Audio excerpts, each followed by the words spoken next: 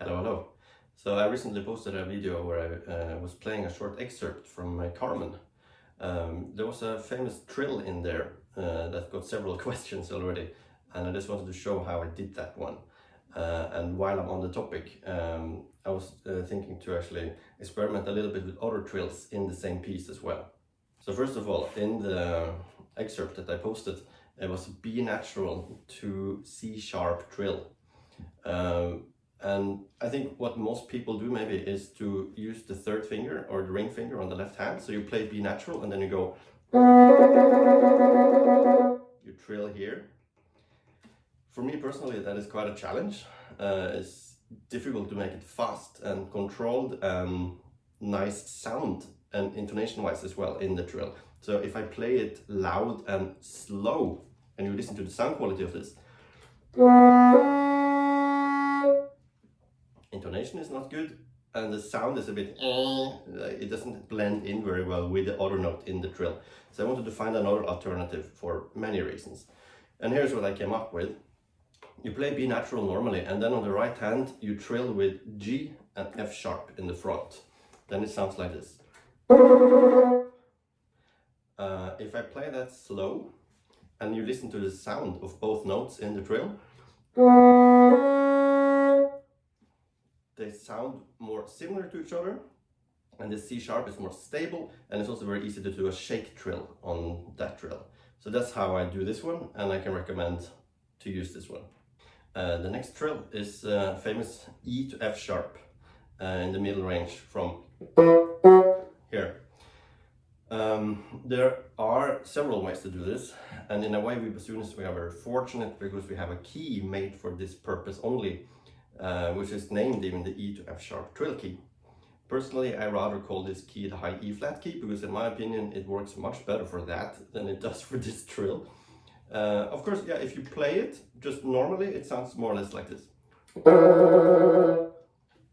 I mean, theoretically, it is the right notes, but again, if you really listen to the other note in the trill here, when you press this key down, you get an F sharp. If you play that loud and you play it like to try to get a good sound on that, listen to this. This is what you're trilling. Actually, that's the note that's in the trill. Of course, it works sort of okay when you do it very fast, but it's not a good note really. So I wanted to try to improve it.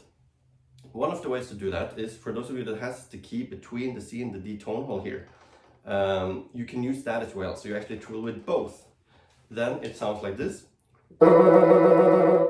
So if I play it slowly, the difference, first only with the E flat key as I call it, and then I add the second one.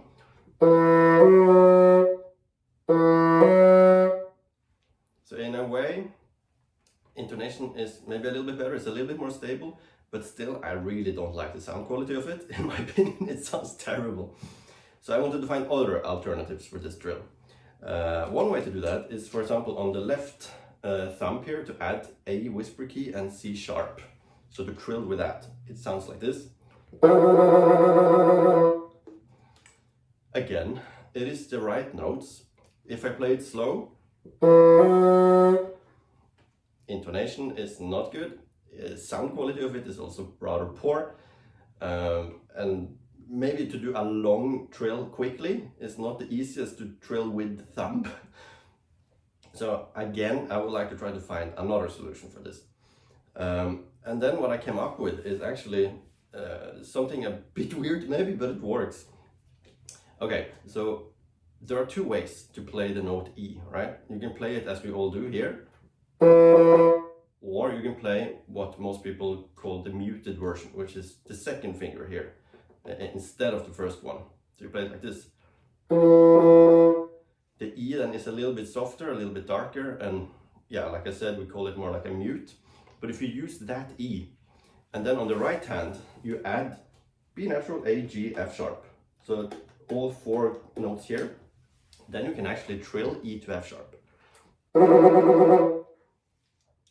And you can also experiment with if you want to use the half hole here or not, to let it stay on or not. In case this needs to be a very soft trill, also what is kind of cool then is you can mute this. because as you maybe hear, yeah, the notes they work out, and if you play them slow, sound quality is sort of stable, so not too bad. But the problem is you have muted the E and the F sharp sticks out.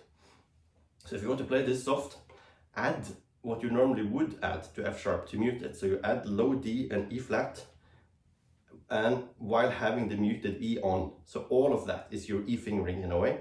And then to get the F sharp in the trill, you do the same. You add B natural, A, G, F sharp. That's a soft one. And you can do shake trill on that. So that's how I will do these trills. The last tricky interval I will cover for now is C sharp to D sharp. Some of us are fortunate to have this key that you have between the C and D tone holes. Some of us are fortunate to have that here. If you do have that, then you can just play your C sharp and you do trill with this key. But I would like to find a fingering for it that does not require any special fancy keys for that. So then what can you do? So one option is the following, and I believe this is also maybe the most common version, is to play your C sharp and then just to remove the left ring finger here. So you trill like this.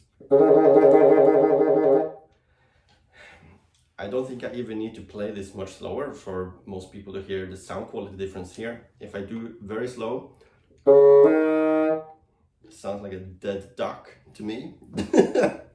Not good sound quality in my opinion. Also, for me again, to trill with this finger, not the easiest and not my ideal solution personally. Another way to do it is, again, play the C sharp normally and then to trill with this finger. So the first one here, also in my opinion not the best, but an alternative. Maybe it blends in a little bit better in comparison to, yeah, it blends in a little bit better. I'm not sure how sensitive the microphone here is to those details.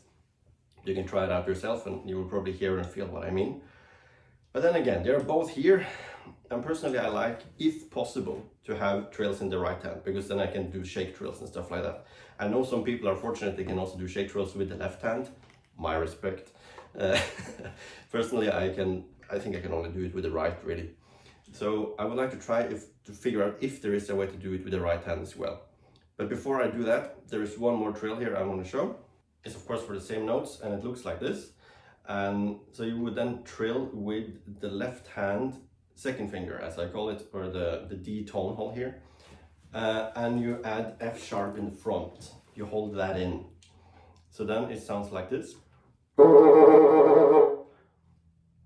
I mean, if you play it really quickly, which I'm not really able to do that well, then maybe you can sort of hide the sound, the differences here. But if I play this very slow and loud and try to make good sound out of this,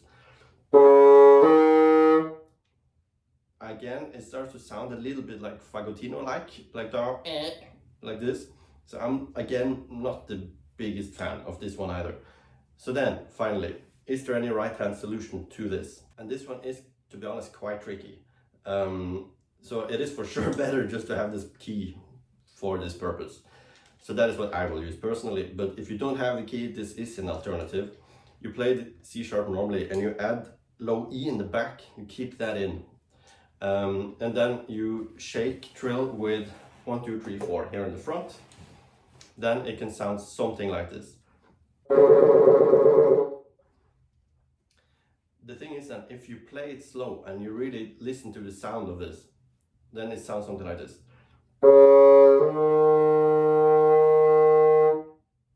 So it's quite a closed or a bit narrow in a way.